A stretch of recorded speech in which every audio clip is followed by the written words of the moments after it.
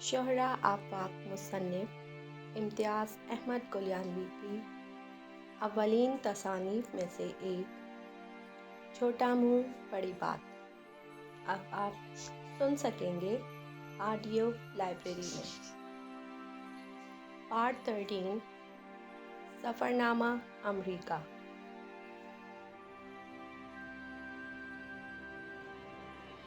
یہ پچھلے سال موسم بہار کی بات ہے۔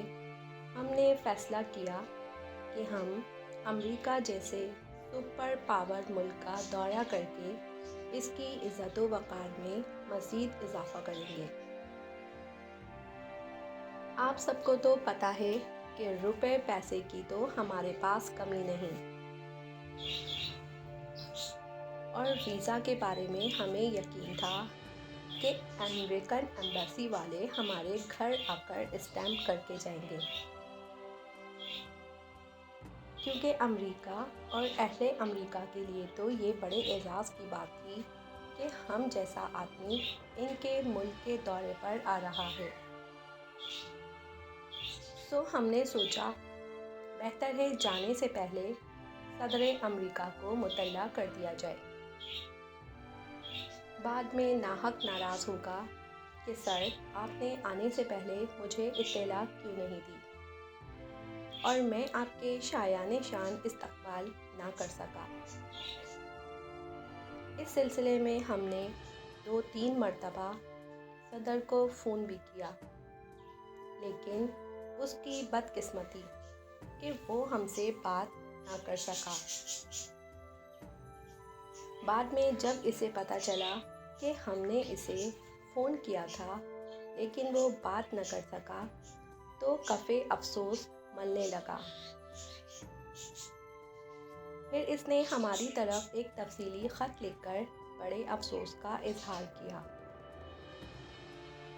کہ وہ ہم سے ہم کلام ہونے کے اعزاز سے محروم رہ گیا ہے۔ اس کے علاوہ اس نے ہمیں اپنے ملک آنے کی باضابطہ دعوت بھی دی، اور نہ جانے کیا کیا راز و نیاز اس نے خط میں لکھے تھے، مگر حیف ہے ہمارے محکمہ ڈاک پر کہ امریکی صدر کا خط ہم تک نہ پہنچ سکا۔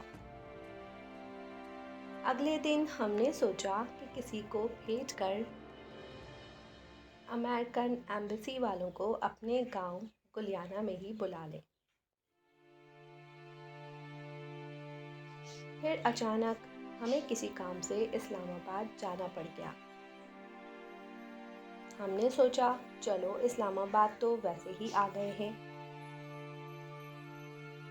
امریکن ایمبیسی والوں کو بھی شرف دیدار بخش دیتے ہیں، بیچارے پردیس میں ذرا دیر کے لیے خوش ہو جائیں گے۔ جب ہم نے ایمبیسی میں متعلقہ آفیسر کو بتایا کہ ہم امریکہ جانا چاہتے ہیں تو وہ بہت حیران ہوا اور عجیب سی نظروں سے ہمیں دیکھنے لگا۔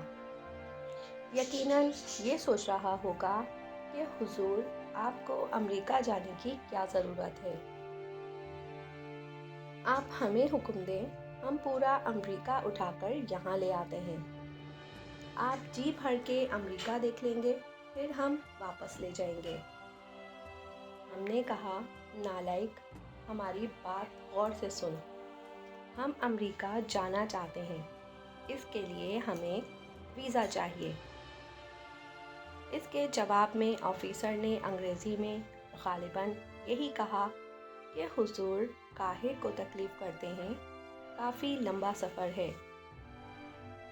امریکہ میں گو کہ زیادہ تر لوگ آپ کو جانتے ہی ہیں، لیکن شاید کچھ جاہل آپ کی قدر نہ کر سکیں یا اہل امریکہ آپ کو آپ کی حیثیت کے مطابق پروٹوکول نہ دے سکیں، تو ہمیں تا حیات ندامت رہے گی۔ ہم نے کہا کوئی بات نہیں، اگر امریکہ میں کوئی ایسی ویسی بات ہو بھی گئی تو ہم مائنڈ نہیں کریں گے، تم دل چھوٹا مت کرو۔ آخر اس نے بے دلی سے پاسپورٹ لے ہی لیا۔ اور 2 دن بعد ملاقات کرنے کی اجازت چاہی، وہ ہم نے بخوشی دے دی۔ یہ آفیسر بہت اچھا آدمی تھا، بڑی محبت سے مسکرا مسکرا کر بات کرتا تھا، لیکن امریکن ہونے کے باوجود اس کی انگلش بہت کمزور تھی۔ اپنی بات سمجھانے کے لیے ہمیں ایک ایک فقرہ 3 مرتبہ بولنا پڑتا، پھر بھی وہ یوں سر ہلاتا جیسے اس کے پلے کچھ نہیں پڑا۔ 2 دن کے بعد جب ہم نے پاسپورٹ دیکھا تو اس آفیسر کی محبت کے گرویدہ ہو گئے۔ گو ملاقات کے بعد وہ ہماری شخصیت سے متاثر تو بہت تھا، لیکن اسے کس قدر ہمارا خیال تھا، یہ احساس تو ہمیں اس وقت ہوا جب ہم نے پاسپورٹ پر ویزا کی جگہ انکار یعنی ریفیوز کی مہر لگی دیکھی۔ اس میں کوئی شک نہیں کہ یہ سب کچھ اس آفیسر نے ہماری محبت میں کیا تھا، کیونکہ وہ ہمیں سفر کی صعوبتوں اور تکلیفوں سے بچانا چاہتا تھا۔ یہ محبت بھی انسان سے کیا کیا نہیں کرواتی، لیکن اس محبت بھرے انکار سے نہ جانے کیوں ہمارا دل اداس ہو گیا۔ بھائی فہد سے ہماری یہ اداسی دیکھی نہ گئی۔ ایک دن با ادب ہو کر مجھ سے کہنے لگے، بھائی جان، کیا بات ہے، آج کل آپ کچھ اداس اور بے سکون سے ہیں، آخر اس کی وجہ کیا ہے؟ ہم نے جواب میں کہا، میرا سکون یہی ہے کہ میں بے سکون رہوں، میرے لیے کوئی نہ پریشان ہوا کرے۔ لیکن بھائی فہد اس طرح کہاں چھوڑنے والے تھے؟ مجبوراً ہم نے بتایا کہ ہم امریکہ جانا چاہتے ہیں، لیکن ایک شخص کی محبت آڑے آ رہی ہے۔ بھائی فہد کے مزید اصرار پر ہم نے انہیں پوری تفصیل سنا دی۔ ہماری رام کہانی سن کر بھائی فہد بولے، آپ کو امریکہ جانے کی کیا ضرورت ہے؟ یہاں پر اللہ کا دیا اور بندوں سے لیا بہت کچھ ہے آپ کے پاس۔ ہم نے کہا، پگلے، ہم امریکہ عام لوگوں کی طرح پیسہ کمانے کے لیے تو نہیں جا رہے، وہ تو ہمیں ایفل ٹاور دیکھنے کا بہت شوق ہے، اس لیے ہم امریکہ جا رہے ہیں۔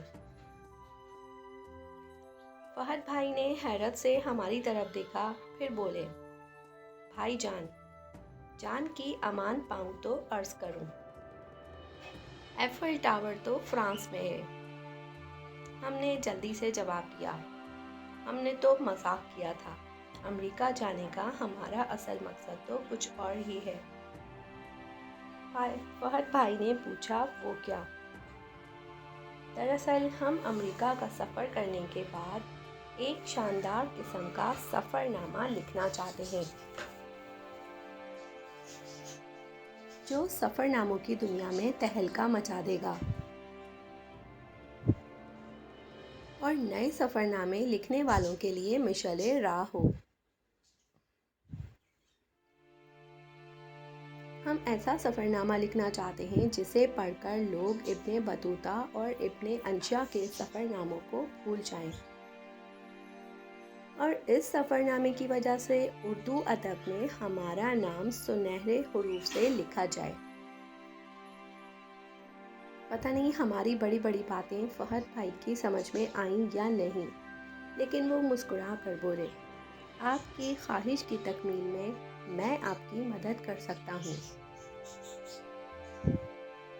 آپ ایسا سفر نامہ لکھیں گے جیسا نہ ابن بطوطہ نے لکھا ہوگا اور نہ ہی ابن انشا نے۔ آپ کا سفر نامہ ان حضرات کے سفر ناموں سے بالکل انوکھا ہوگا، لیکن رازداری شرط ہے۔ ہم نے فہد بھائی کی بات مان لی۔ اس طرح ہم امریکہ پہنچ گئے۔ کس طرح پہنچے یہ میں آپ کو سفر نامے کے آخر میں بتاؤں گا، ورنہ سارا مزہ ختم ہو جائے گا۔ اس کے علاوہ میں یہ بھی چاہتا ہوں کہ سفر نامہ پڑھتے ہوئے تھوڑا بہت سسپنس تو ضرور رہے۔ امریکہ میں گھومنے پھرنے کے لیے چونکہ ہمارے پاس زیادہ وقت نہیں تھا، اس لیے ہم نے فیصلہ کیا کہ اس مرتبہ ہم صرف نیو یارک کی رونق بڑھانے میں باقی شہروں کے بارے میں بعد میں سوچیں گے۔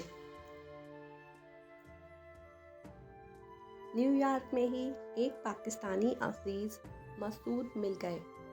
ان کی رفاقت میں نیو یارک کی سیر کا لطف دوبالا ہو گیا۔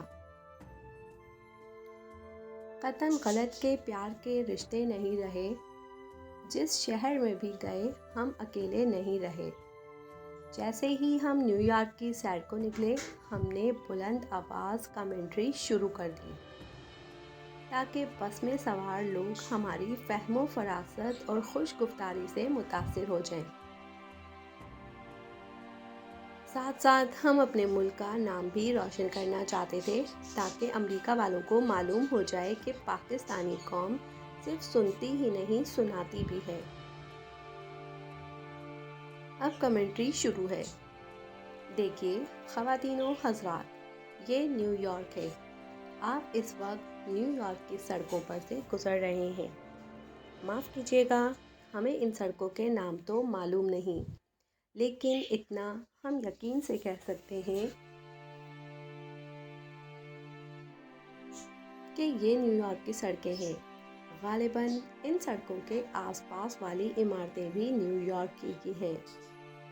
ابھی ابھی آپ جس باغ کے سامنے سے گزر رہے ہیں، اس کا نام تو ہمیں معلوم نہیں، مگر اتنا یقین سے کہہ سکتے ہیں کہ یہ کوئی باغ ہے۔ خواتین و حضرات، اب ہم کسی تاریخی مقام سے گزر رہے ہیں، مگر ہمیں اس کی پہچان نہیں ہے، اس لیے معافی چاہتے ہیں۔ اب دیکھیے، ہم اتنا ہی سنا پائے تھے کہ مسعود صاحب اپنی سیٹ سے اٹھے اور ہمیں پکڑ کر سیٹ پر بٹھا دیا اور بولے، محترم بیٹھ جائیں، کیوں تماشا بنوانے پر تلے ہیں؟ ہمارا دل تو چاہا کہ مزید کمنٹری کریں، لیکن مسعود صاحب کی بات مان کر خاموش بیٹھ گئے۔ آخر وہ ہمارے پاکستانی بھائی، ہمارے میزبان بھی تو تھے۔ ہم نے فیصلہ کیا کہ نیو یارک کی سیر چائنا ٹاؤن سے شروع کی جائے۔ چنانچہ سب سے پہلے ہم چائنا ٹاؤن پہنچے۔ چینیوں کی یہ عادت ہے کہ جس ملک میں بھی جاتے ہیں، اس ملک کے لوگوں کے ساتھ مل جل کر نہیں رہتے، اپنا ایک الگ چائنا ٹاؤن ضرور بناتے ہیں۔ کینال اسٹریٹ کے سب وے پر جلی حروف میں چائنا ٹاؤن لکھا ہوا تھا۔ جیسے ہی ہم چائنا ٹاؤن پہنچے، ہمیں لگا کہ ہم چین میں پہنچ گئے ہیں۔ بالکل ویسی ہی گلیاں، وہی بازار، وہی لوگ، ویسا ہی لباس، حالانکہ خدا گواہ ہے کہ ہم کبھی چین نہیں گئے۔ جس نے بھی چائنا ٹاؤن دیکھ لیا، اسے چین جانے کی ضرورت نہیں ہے، کیونکہ چین کے ہر علاقے اور ہر سائز کا چینی آپ کو چائنا ٹاؤن میں ملے گا۔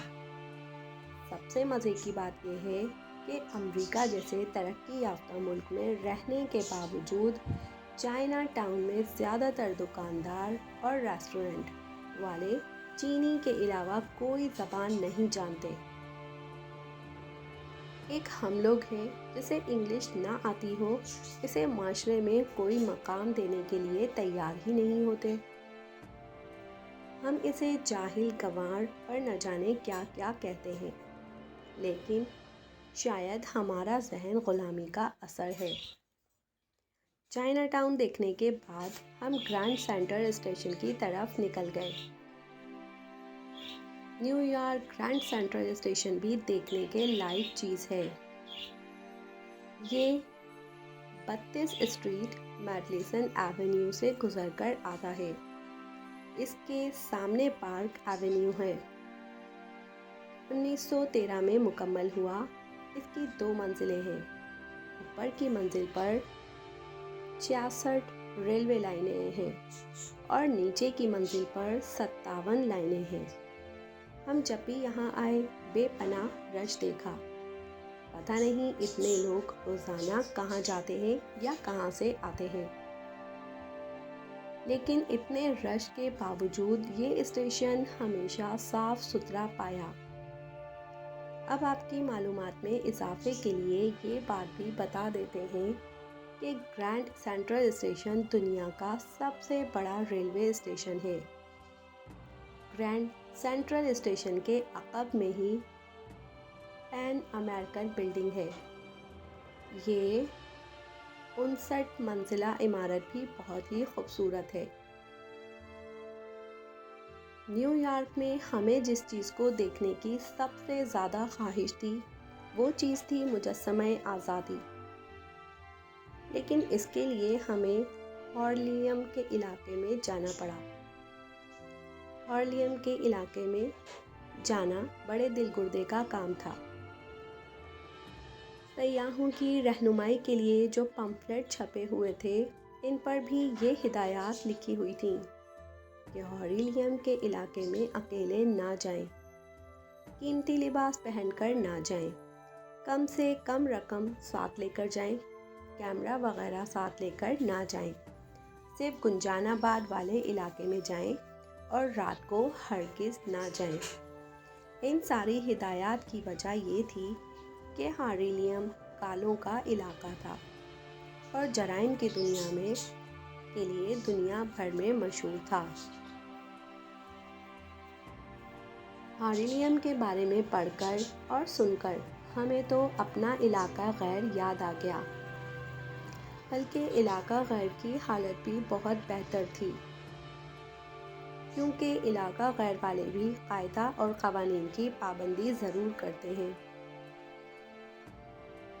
اگرچہ یہ قوانین خود ان کے اپنے بنائے ہوئے ہیں۔ ہارلیم کے بارے میں اور بھی بہت سی ڈرا دینے والی باتیں مشہور تھیں، لیکن آپ کو تو پتہ ہی ہے ہم تو ڈرنے والے آدمی ہی نہیں ہیں۔ ہم نے یہ شعر پڑھا، وہ مرد نہیں جو ڈر جائے حالات کے خونی منظر سے، جس دور میں جینا مشکل ہو اس دور میں جینا لازم ہے۔ اور پھر ہارلیم جانے کا تاریخی فیصلہ کر لیا۔ ہارلیم کا علاقہ 10ویں اسٹریٹ سے شروع ہوتا ہے اور سینٹرل پارک کے شمالی حصوں تک پھیلا ہوا ہے۔ یہاں پر ہر طرف غربت و افلاس کے ڈیرے ڈالے ہوئے ہیں، ہر چیز اجڑی اجڑی سی لگتی ہے۔ ہارلیم میں مکان، در و دیوار اور لوگ، ہر چیز کالی ہے۔ لوگوں کے رنگ تو خیر قدرتی طور پر کالے ہیں، لیکن مکانوں کی در و دیوار پر گردش زمانہ کی دھول، گندگی اور مٹی کی صورت میں چپک کر سیاہ ہو گئی ہے۔ ہمارا تو اس علاقے میں دم گھٹنے لگا، ڈر کے مارے نہیں، علاقے کی بدصورتی اور کالوں کی بدحالی کی وجہ سے۔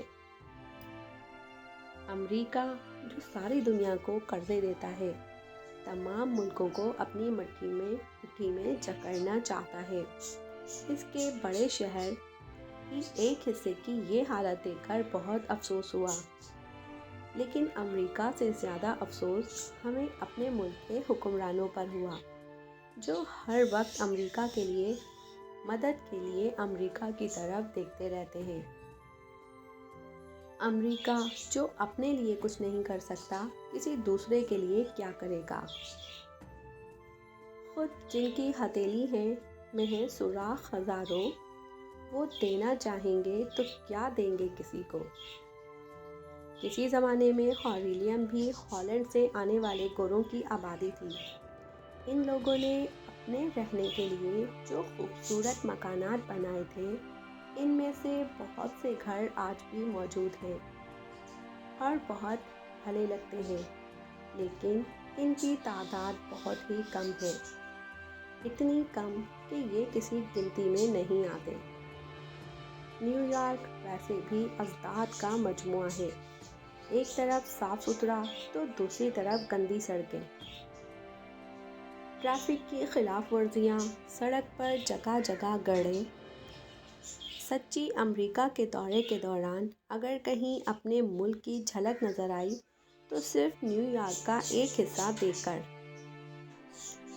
جس طرح ہمارے ہاں سڑکوں پر گڑھوں کی وجہ سے اکثر حادثات ہوتے ہیں، بالکل اسی طرح نیو یارک میں بھی ہوتے ہیں۔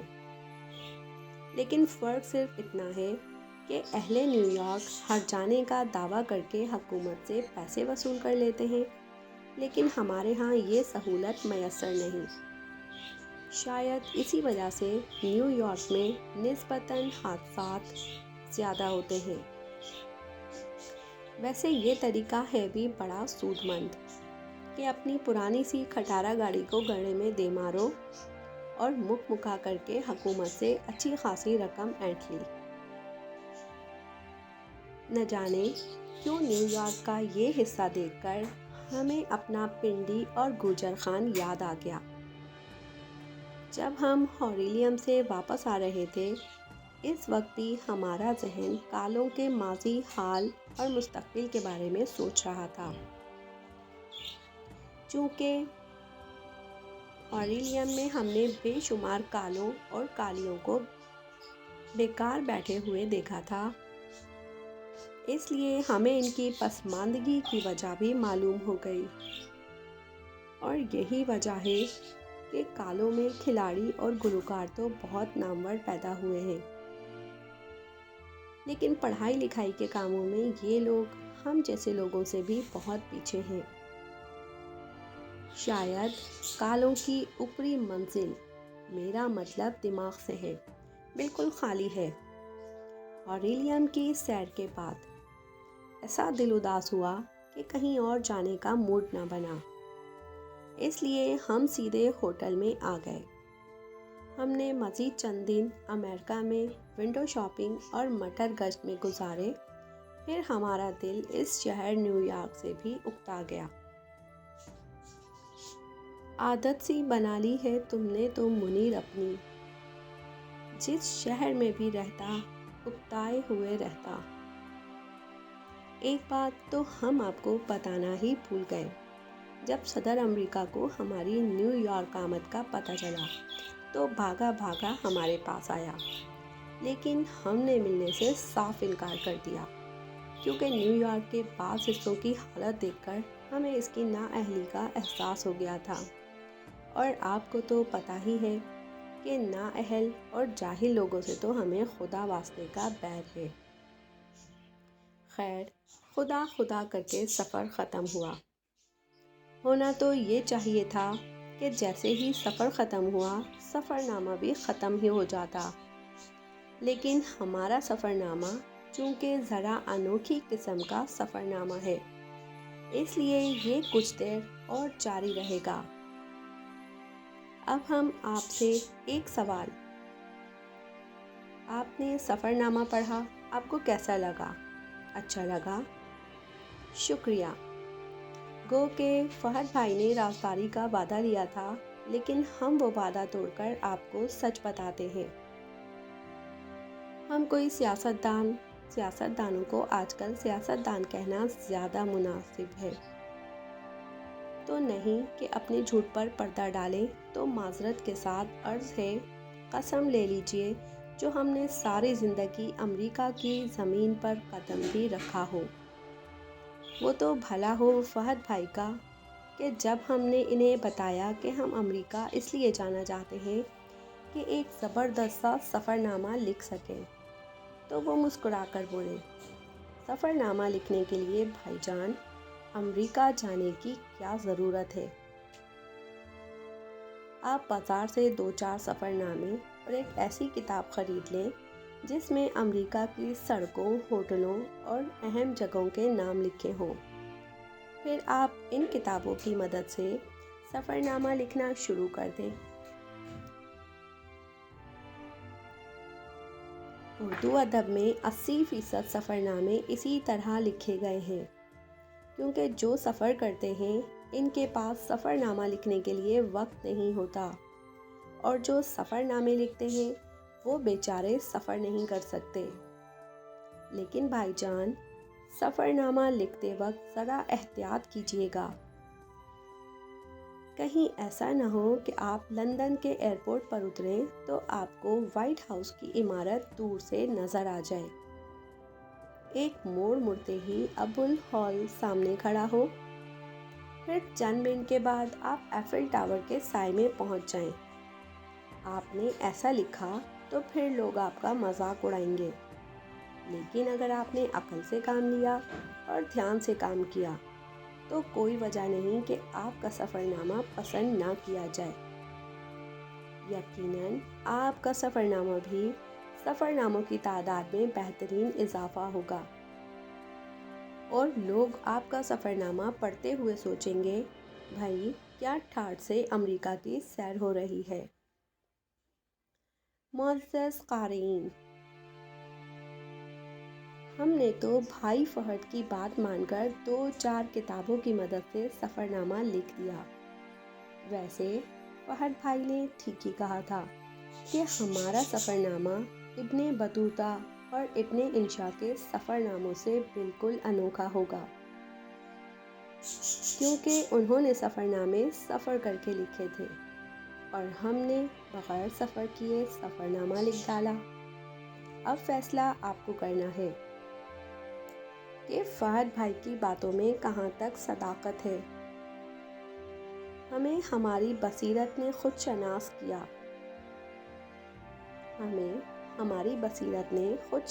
کیا، ہمارے مد مقابل تو آئینہ بھی نہ تھا۔ اگر آپ اس کتاب کو ڈاؤن لوڈ کرنا چاہتے ہیں تو ڈسکرپشن میں دیے گئے لنک کی مدد سے آپ آسانی کے ساتھ اس کتاب کو ڈاؤن لوڈ کر سکتے ہیں۔ شکریہ۔